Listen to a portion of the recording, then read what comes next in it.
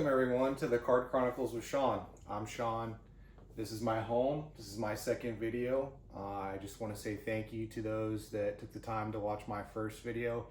And if you haven't, please go give it a watch. It's 20 card 1956 Topps reveal.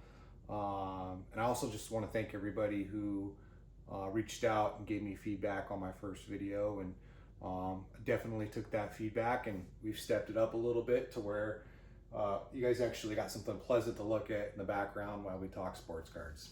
So we'll get right into it. So what am I collecting?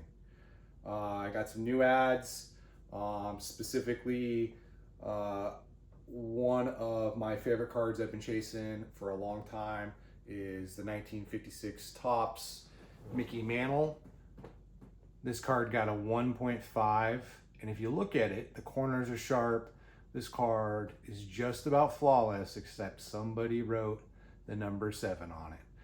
And that's okay for me because I didn't want to break the bank on buying a card that is as expensive as this one. This card probably would have got a 4 if the number 7 wasn't written on it, and it ended up with a 1.5. That's fine. I think it's a beautiful card. Honestly, for the price and the way this card looks, it's beautiful. The color is beautiful. Again, the corners are crisp. I'm just very pleased to have this card, and I think I got a really good deal on it for the condition it's in. And then even going further into Mickey Mantle, being new and getting back into vintage, I didn't realize how affordable some of these Mickey Mantle cards are. So this one's a 1958, got a 3.5. This is the all-star card for the 1958 Topps. I think this is like the first year they started doing like inserts, and this is just a beautiful card. One that I've always wanted. And as a kid, you go to the hobby store and you see these cards and you think to yourself, man, there's no way that I'll ever own any of these cards.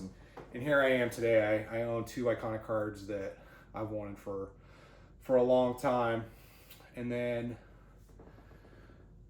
this third card here has got a little bit of sentimental value to me. It's a 2022 Bowman First Elly De La Cruz.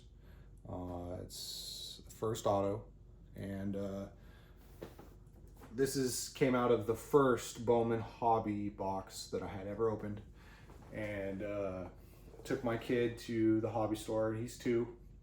I want to build him an awesome collection from his birth year, 2022, and I was like, man, this Elly De La Cruz guy, he's got a lot of potential 5-tool player, and we're really starting to see it this season.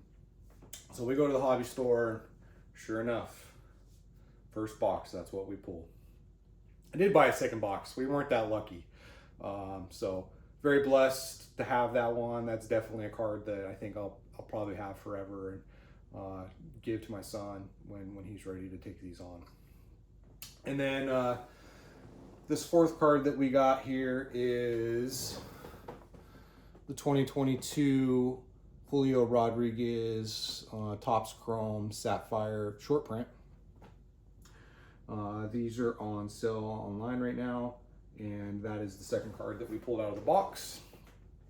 Being south of Seattle, that's a big ad for us here, and one that I can give to my son as well. Just a beautiful card.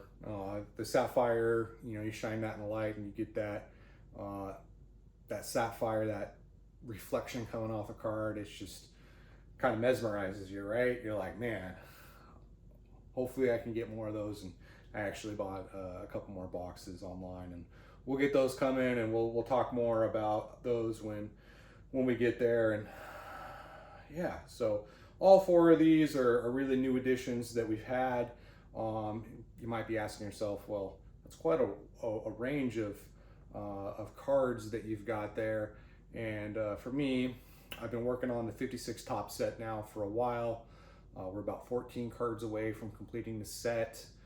Just picked up a Willie Mays, and the last big card that we need to get for that set is the Clemente. So That'll probably be a little while before we get the Clemente, but just overall great set, beautiful cards. 1956 has got all kinds of great players in it. You know, no real big rookies except, you know, one card. Everything's pretty affordable. I would say for me, being in vintage, you know, even going further than Mickey Mantle, a lot of these vintage cards it's affordable. Like 1956 Topps, most of those cards you can get for $5 to $10 a card, and then you've got about 25 Hall of Famers that are in the set. Nobody quote me on that. I have no idea. I'm just throwing that out there, but not that expensive.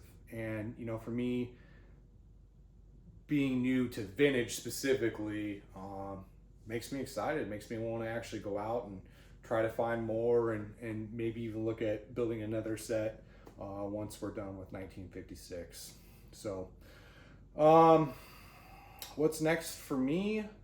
I'm going to keep collecting 22 to build up my son's collection, focus a little bit on vintage, and then maybe sprinkle in some other stuff. You know, I typically don't buy product when it first comes out. I'll wait a few months to see how people are liking it, make sure that, you know, they're good cards, there's good value there, and then from there I'll make a decision to go track stuff down. And yeah, that's how I kind of approach collecting in general and what I've got going on.